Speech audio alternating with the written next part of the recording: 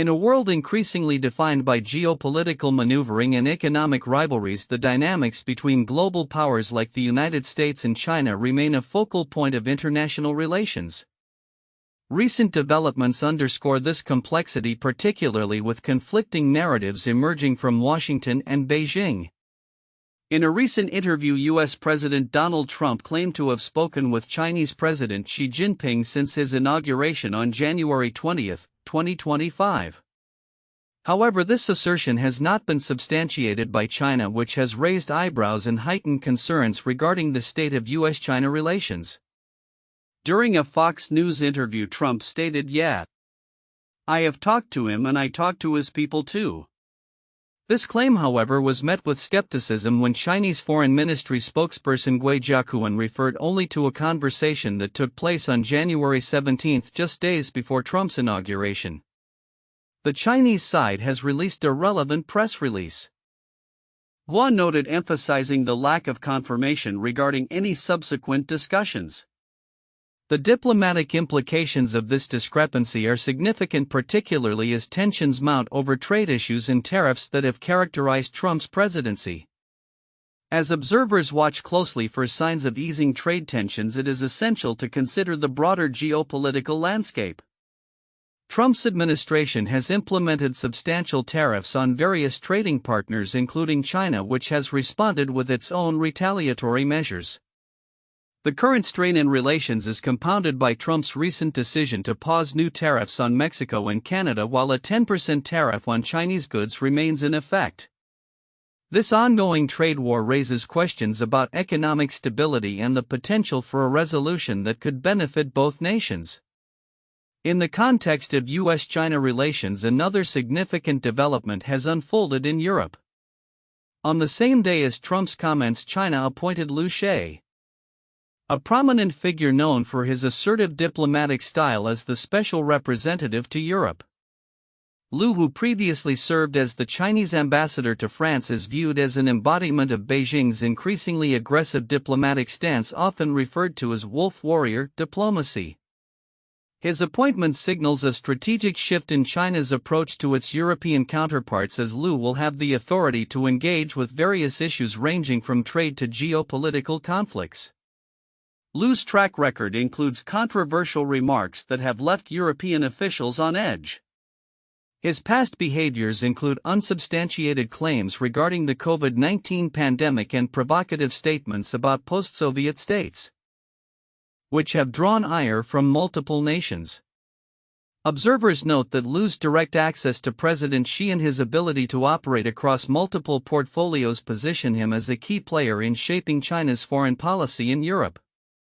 As noted by French sinologist Emmanuel Lincott, Liu represents a shift towards a more ideologically driven diplomacy that aligns with Xi's vision for China's role on the world stage. This dual narrative from the United States and China highlights the intricate web of diplomacy and power dynamics that define our current era. As both nations navigate their respective challenges, the potential for dialogue and cooperation remains precarious. The contrasting approaches, Trump's assertive claims of engagement with Xi and Liu's aggressive stance in Europe, underscore the complexities of international relations in a time marked by uncertainty. Looking ahead, the future of U.S.-China relations will likely hinge on the ability of both leaders to effectively communicate and negotiate amidst a backdrop of skepticism and rivalry. As the global landscape continues to evolve, the implications of these diplomatic actions will be pivotal in determining the trajectory of not just U.S.-China relations but the broader geopolitical order. In recent years, China has undergone a significant ideological transformation under the leadership of President Xi Jinping, actively reshaping its global identity and ambitions. This shift has not only elevated nationalistic sentiment but has also intertwined right-wing populist rhetoric with the traditional socialist ideology of the Chinese Communist Party (CCP).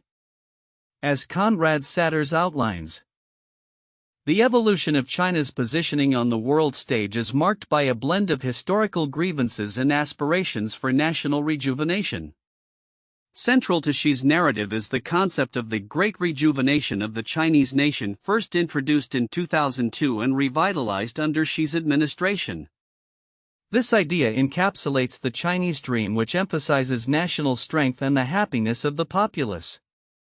She has characterized this rejuvenation as the greatest dream of the Chinese nation since modern times, asserting that it is essential in overcoming the century of humiliation China endured at the hands of foreign powers. His rhetoric positions the nation as a historical and emerging superpower, one that has demonstrated resilience in the face of oppression. Xi's nationalist discourse is interlaced with themes of national superiority, traditionalism, and anti-foreign sentiment. These elements manifest in China's portrayal of itself as a governance model superior to Western democracies. The slogan "Rising East and Declining West" has become a staple in official narratives, reinforcing the perception of China's ascendancy. Moreover, Xi's embrace of traditional Chinese philosophies, a marked departure from Mao Zedong's critical stance, serves to legitimize the CCP's authoritarian governance while promoting conservative values and social cohesion. Anti-foreign sentiment has also been a recurring theme in Xi's speeches, harkening back to historical grievances stemming from the Opium Wars. This sentiment has intensified as China has adopted a more assertive foreign policy, particularly toward Taiwan, which she views as a breakaway province and a critical component of national rejuvenation. The reunification with Taiwan is framed as a necessary step to fulfill the Great Rejuvenation, marking a pivotal issue in China's national narrative. As China reshapes its ideological framework, its global strategy has also evolved. The blend of socialist values with right-wing populism reflects a conscious effort to redefine national identity and challenge Western dominance. This ideological shift has implications not only for China's internal landscape but also for its foreign relations, particularly with countries in the global south. China's ability to leverage its newfound ideological stance may significantly influence its interactions with the international community. As the geopolitical arena shifts, the question remains whether the global landscape is prepared for an emerging nationalism with Chinese characteristics. The coming years will likely reveal how China navigates these dynamics, particularly in light of potential rifts between the EU and the U.S., and how it positions itself as a major player on the world stage. In conclusion, China's strategic consolidation as a global superpower is intricately tied to its ideological transformation. As Xi Jinping continues to champion national rejuvenation, the nation appears poised to assert its influence more aggressively, potentially reshaping not only its own future but also the dynamics of international relations as it seeks to challenge the status quo. The global community will need to remain vigilant and adaptive as these developments unfold, navigating a world increasingly defined by China's reimagined identity. As the world watches closely, the political and economic landscape in Asia is undergoing significant shifts, particularly concerning China-Taiwan and the ongoing U.S. China trade tensions. With the recent convening of China's annual two sessions, key discussions are expected to revolve around stimulus measures, trade policies, and the intensifying competition in technology. The implications of these discussions are profound, with potential ramifications not just for the region but for global economic stability. At the forefront of these discussions is the evolving trade war between the United States and China. Following the implementation of new tariffs by China, the already strained relations have reached a critical juncture. Analysts note that these tariffs are likely to exacerbate the nascent trade war, which has seen both countries imposing sanctions and counter-sanctions over the past few years. The recent tariffs mark a significant escalation as China aims to protect its domestic industries while simultaneously sending a strong message to Washington about its resolve. These tariffs are a clear indication that China is willing to push back against perceived U.S. aggression, even at the risk of further damaging its own economy, said a trade expert at a recent conference. In tandem with trade tensions, the geopolitical dynamics surrounding Taiwan are increasingly complex. Taiwan has long been a linchpin in the global semiconductor supply chain, with the Taiwan Semiconductor Manufacturing Company (TSMC) producing nearly 90% of the world's most advanced chips. China's reliance on Taiwanese semiconductors for up to 60% of its imports creates a paradox. While Taiwan's semiconductor supremacy serves as a deterrent against potential Chinese military aggression, it also leaves Taiwan vulnerable due to its lack of economic diversification. Recent military maneuvers by China near Taiwan have intensified fears of a possible invasion, prompting Taiwan to conduct defense exercises aimed at simulating responses to such threats. Chinese President Xi Jinping's reiterated commitment to Taiwan's reunification with the mainland underscores the urgency of the situation. Taiwan's technological edge has become both a shield and a potential snare, explains geopolitical analyst Arushi Shekhar Barthwal. Taiwan's semiconductor industry stands as a critical buffer against Chinese aggression. However, its heavy reliance on this sector raises concerns about long-term economic stability, especially as external pressures mount. The island's export-dependent economy was severely tested during the COVID-19 pandemic, revealing vulnerabilities within its supply chains. Amid these tensions, Taiwan is taking steps to mitigate its risks. Efforts are underway to diversify its economy beyond semiconductors, exploring new sectors such as biotechnology and space technology. Additionally, Taiwan is pursuing trade partnerships across South and Southeast Asia to lessen its dependence on China as a primary market. However, these initiatives face hurdles, particularly from China's aggressive diplomatic tactics aimed at isolating Taiwan on the global stage. On the technological front, the U.S. has also been tightening its grip on semiconductor exports to China, with recent proposals for tariffs on Taiwanese semiconductors adding another layer of complexity. This strategy aims to curtail China's technological advancement but simultaneously risks alienating a crucial ally in Taiwan. As a result, the balance of power in the semiconductor industry is shifting, with countries like South Korea and Japan emerging as viable alternatives to Taiwan in the global supply chain. Analysts warn that this diversification could weaken Taiwan's position and embolden China. As the situation evolves, the international community is left grappling with the consequences of these developments. The interconnectedness of trade technology and geopolitical strategies means that decisions made today will resonate far beyond Asia's borders. The two sessions in China will undoubtedly play a pivotal role in shaping the future trajectory of these relationships, and the world will be watching closely to see how China, Taiwan, and the U.S. navigate this complex web of interests. Looking ahead, it is clear that the interplay between economic strategies and geopolitical ambitions will continue to drive the narrative in Asia. The outcomes of these discussions and the decisions made by leaders in the coming months will have lasting implications not only for the region but for the global economy as a whole.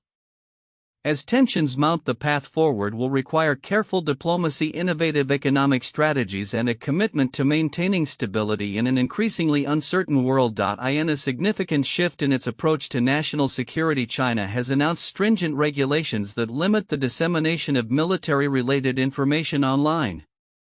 This move, which comes amid growing geopolitical tensions and internal efforts to reinforce state control over information, highlights Beijing's increasing sensitivity to external narratives that could undermine its military strategies or portray its armed forces unfavorably. As of February 2025, the new regulations mandate that all military-related content shared online must be vetted through government channels, effectively tightening the screws on what can be publicly communicated. This development is not merely a reaction to domestic pressures but is also reflective of a broader trend where the Chinese government seeks to ensure that narratives about its military capabilities are tightly controlled.